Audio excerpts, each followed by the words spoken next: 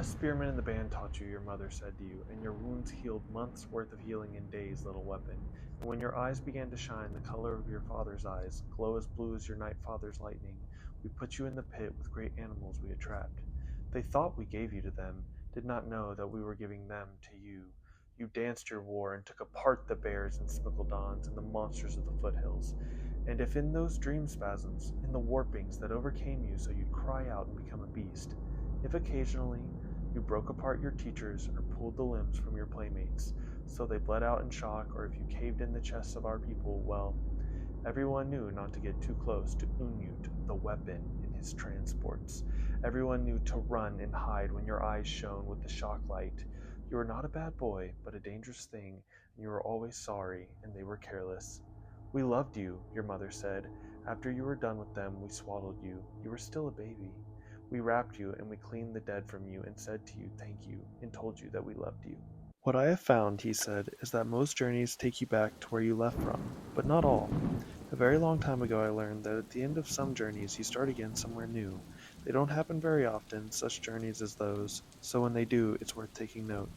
He gestured at the book. In any case, recalling has never been a difficulty, but there are ways of seeing. See too many and it's overwhelming. If you're looking for patterns, there is a line between too little information and too much. So this is data.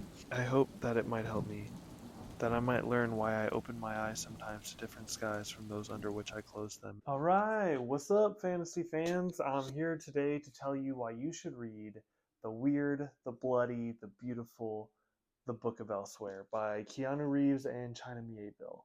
So the premise of this story is whenever a woman fears the destruction of her people, she prays to this godlike entity for a weapon to protect her people, and that weapon comes in the form of a baby, Unyut.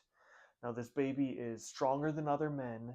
He's immortal. He grows up in the span of weeks to be a full grown man and is gifted with all of these amazing abilities, but it comes with a curse. And that curse is a berserker rage that takes him over, and it demands a bloodletting that he cannot control.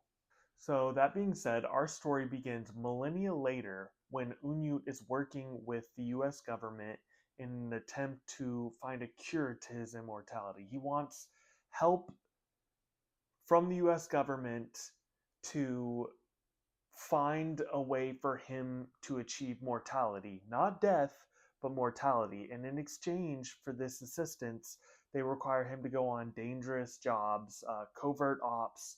Um, he's a his cell is like a black ops unit, and our story picks up when the berserker rage takes him, and one of his squad mates dies.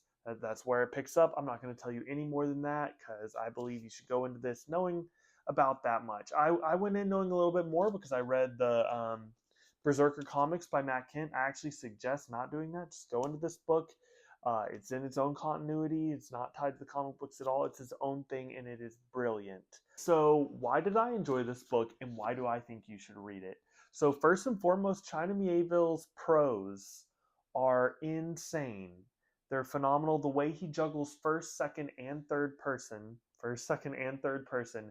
is beautiful. So he does a lot of third person multi POV for the modern day thriller storyline, and then he does first person POV for different characters from Unyut's past. At one point, you have a lover, you have one of his doctors, you have a child that met him, uh, several different people throughout his long, long life um, that just give you accounts of having met Unyut or having known Unyut.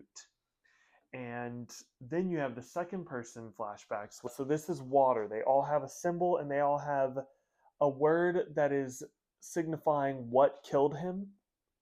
Because Unyut can die, but when he does die, he is born again elsewhere. Hence, Book of Elsewhere. Other things I enjoyed about this book. There's a character called the Babarusa, the deer pig, that's Unyut's fellow immortal demigod half brother. And anytime this deer pig is on the page, anytime the Babarusa shows up, it is an absolute joy to read him. He's probably my favorite character in the whole book, and the cover is actually of the Babarusa, but the exact scene that is portrayed in the cover you won't really understand until you finish the book. Whenever I did, I remember I was speaking to my girlfriend about it, and I was like, "Wait," I was telling her about the book, and I was looking at it, and I was like, "What?" And then I made the whole connection, and it absolutely blew my mind. Um, Now, what won't work about this book for some people is if you go in expecting a run-of-the-mill thriller plotline, I think you're going to find this very weird and very confusing. Like China Mieville does not really try to conform to other doesn't really try to conform to any genre or any common way of thinking. He's very much his own thing, and he's unapologetically himself in his writing. And it is, I would classify it as that new weird genre. Um, if I were to fit it in like an arbitrary genre, be that, new weird. And I think his voice is so distinct.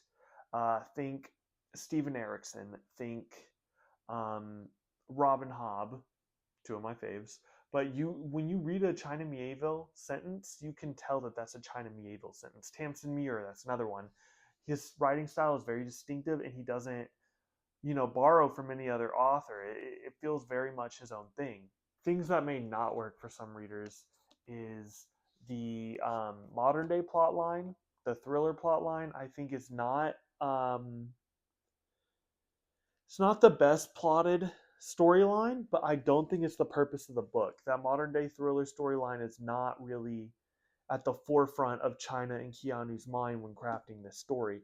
Also, I believe that while Unyut is a phenomenal character, a lot of his side characters, the characters surrounding Unyut, specifically in the modern day storyline, the thriller storyline, I think need some fleshing out. They're not the most fleshed out of characters, but again, that is not the purpose of the story. And what is my rating of this book? I don't do like Tutor Ramble where I have a very mapped out, scientific way of looking at the book.